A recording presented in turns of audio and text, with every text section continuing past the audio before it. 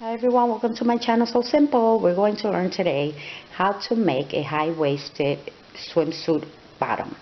I'm not one for patterns, but for this particular project, a quick pattern is going to be the easiest way for you to do this. So what I did was take a piece of underwear, hopefully a piece that you don't need, a piece that you don't really want anymore, and you're going to cut the sides of it. You're going to cut this side of it open, and you're going to cut this side of it open, so that when you open up your underwear, it's one continuous piece. It's going to be a piece like this.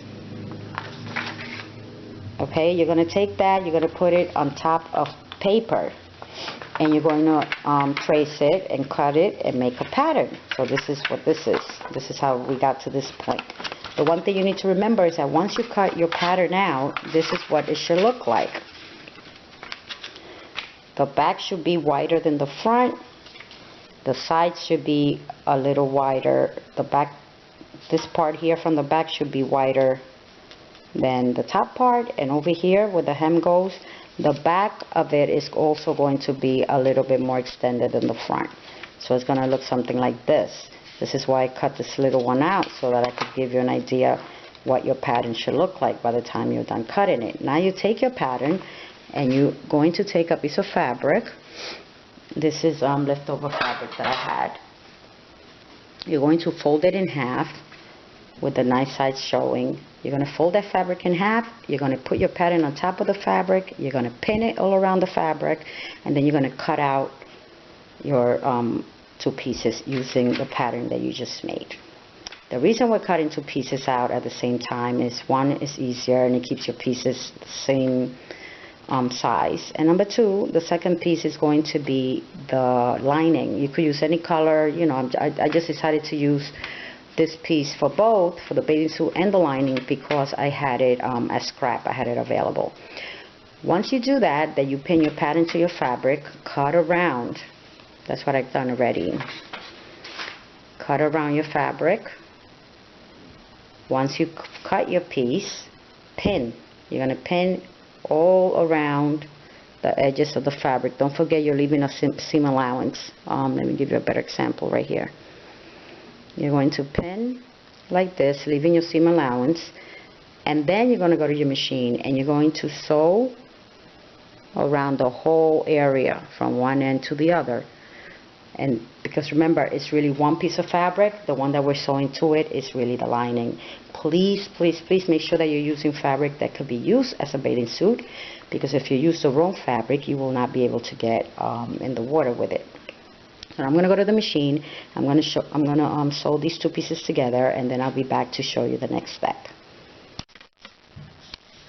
Now that you're done sewing, you need to decide which part you want to show when you're done and which part you don't.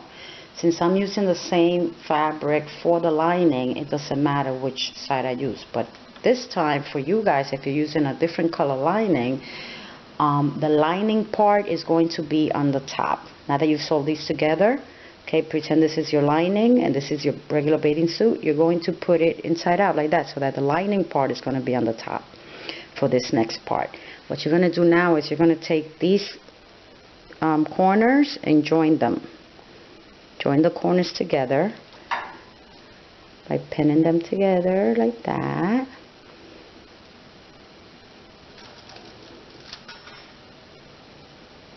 Try to stay below the thread mark that you already have there from sewing the pieces together, so that when you flip it over, it doesn't show. It looks neater. So that's what you're doing. You're joining both of these corners together.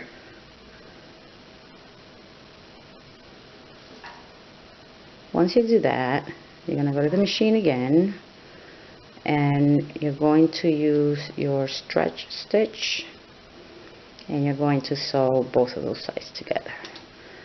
Well, I might as well, it should look like this. It's going to look like the back part is bigger, because it is. You need a little bit more room in the back for your butt. So it's going to look like that. Okay, so you're going to sew this part together, and you're going to sew this part together, and I'll show you what to do next. Okay, so we finished sewing the sides of our bathing suit together, and what we're going to do now is you're going to go to the seam right here. You're going to fold it over once. You're going to do that all around. You're going to pin as you go, because what we're going to do now is we're going to sew the seam area where the leg openings are. So pin all around here like that. Remember, if you're using a different color lining, this is still your lining that's showing up here. This is your lining area. So pin all around like that, and once you pin on one leg, do the same on the other. Start at the seam like this. What I did was I cut all the excess fabric that I had here, just so that it's not so thick. I've cut some of that off, and fold over like that and pin all around your leg areas. Then once you finish pinning around your leg, go and sew around that area, and I'll be right back to show you. We are almost done.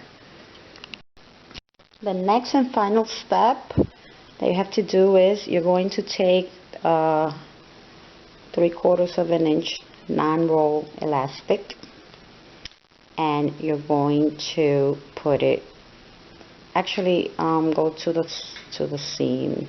That's always easier. I already did it, but I'm going to redo it. Go to the seam line, put your elastic at the edge, leaving a very little amount where you'll be sewing.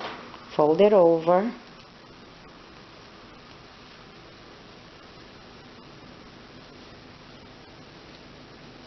pin it.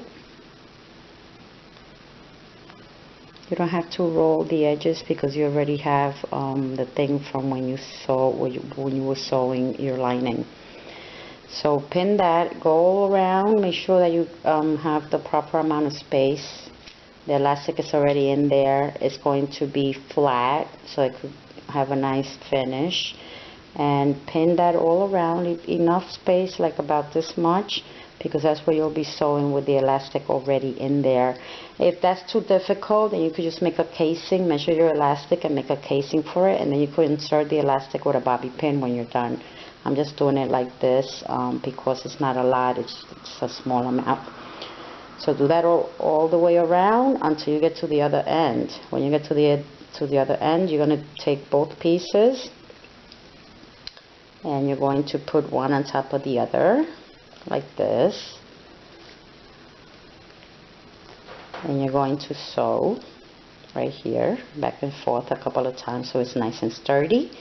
And then you're going to, once you do that, you're going to roll over the other seam like this once those pieces are together, and you're going to sew, and that's it, you're done.